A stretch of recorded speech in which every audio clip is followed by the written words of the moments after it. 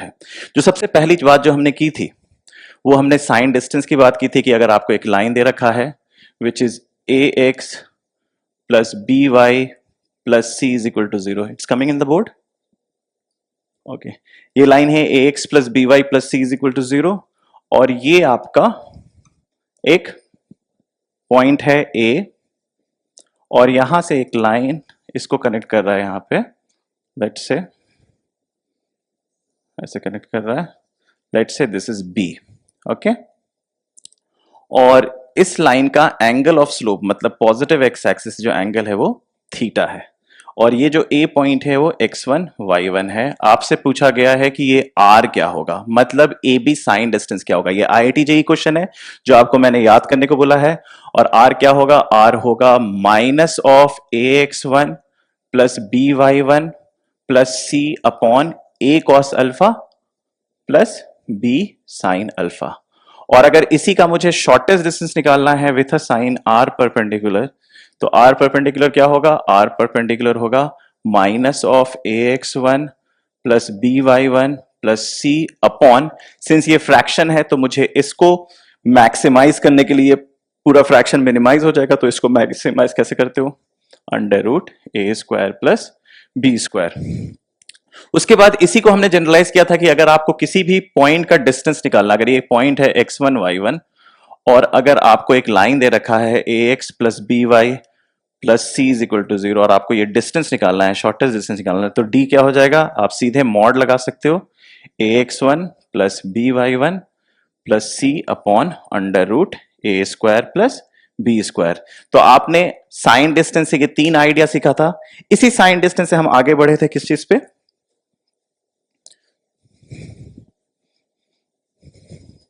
Revise कर रहा हूं इसलिए जल्दी जल्दी मिटा रहा हूं।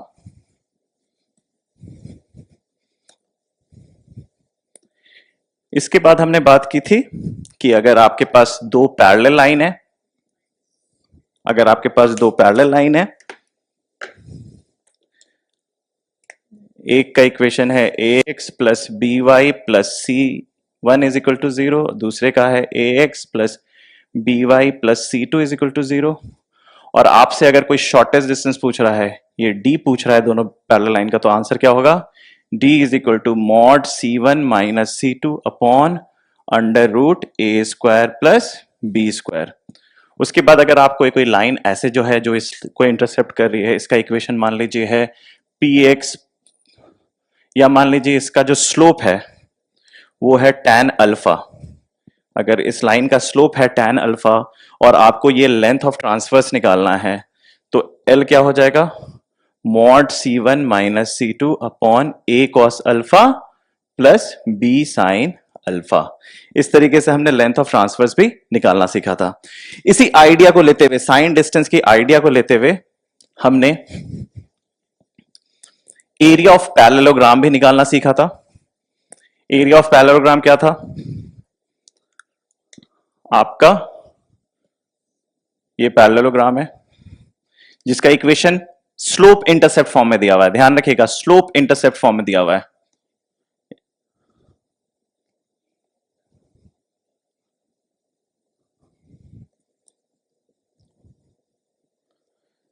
तो आपको मैंने बताया था इसका एरिया होगा mod c1 minus c2 upon mod d1 minus d2 upon mod m1 minus m2। ये आपका एरिया ऑफ पैरेललोग्राम है, ये मैंने इसका डेरिवेशन भी आपसे डिस्कस किया था।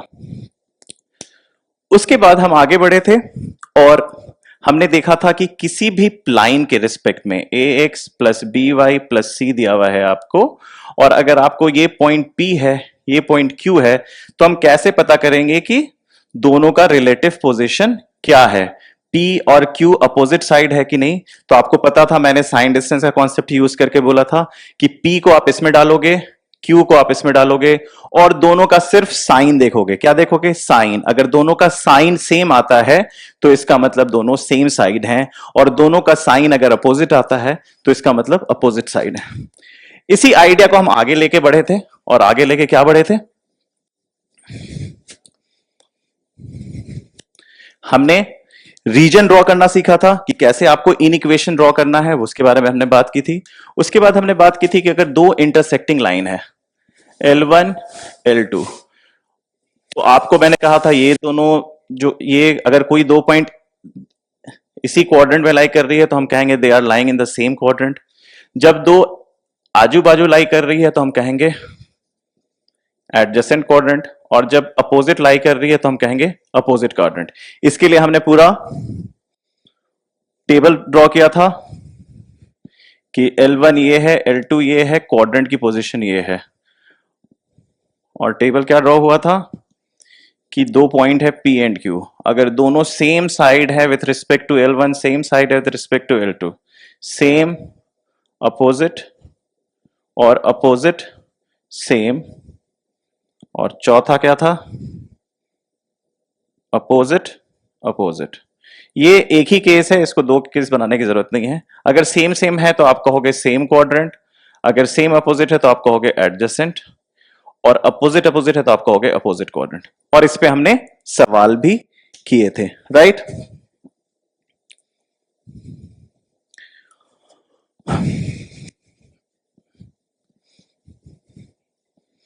उसके बाद एक बहुत ही इंपॉर्टेंट कॉन्सेप्ट हमने सीखा था, और वो क्या था, वो था इमेज निकालना। मतलब आपके पास अगर कोई मिरर दे रखा है, मिरर का इक्वेशन दे रखा है ax plus b y plus c is equal to 0, और मान लीजिए आपको एक पॉइंट ऑब्जेक्ट दे रखा है x1 y1, और आपको इसका इमेज निकालना है। तो हमने फिर से क्या बात की थी, साइन डिस्टेंस की, r r। तो हमने कहा था this is going to be x1 plus 2r cos alpha, y1 plus 2r sin alpha.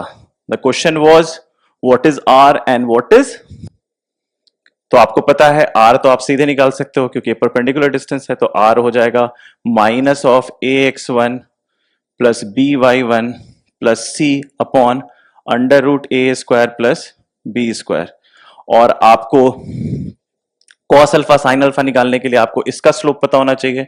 इसका स्लोप है माइनस ए बाई बी, तो इसका स्लोप क्या होगा, इसका स्लोप होगा, ऊपर चला गया, इसका स्लोप है m is equal to minus a by b, तो इसका स्लोप हो जाएगा b बाई ए, तो मतलब tan अल्फा क्या हो जाएगा, b बाई ए। यहां से आप साइन अल्फा और कॉस अल्फा निकाल सकते हो। ध्यान रखिए tan अल्फा b बाई ए में अगर पॉजिटिव है तो कोई दिक्कत नहीं, अगर नेगेटिव है तो आपको ध्यान में रखना है b पॉजिटिव होगा a नेगेटिव होगा। क्यों b पॉजिटिव होगा और a नेगेटिव होगा, क्योंकि ऑब्ट्यूज एंगल के लिए अगर tan अल्फा नेगेटिव है तो इसका मतलब एंगल ऑब्ट्यूज है। उसके लिए क्या होता है, उसके लिए गलती किसकी होती है, साइन की या कॉस की, तो उसकी गलती होती है कॉस की, क्योंकि साइन हमेशा पॉजिटिव होता है ऑब्ट्यूज के लिए।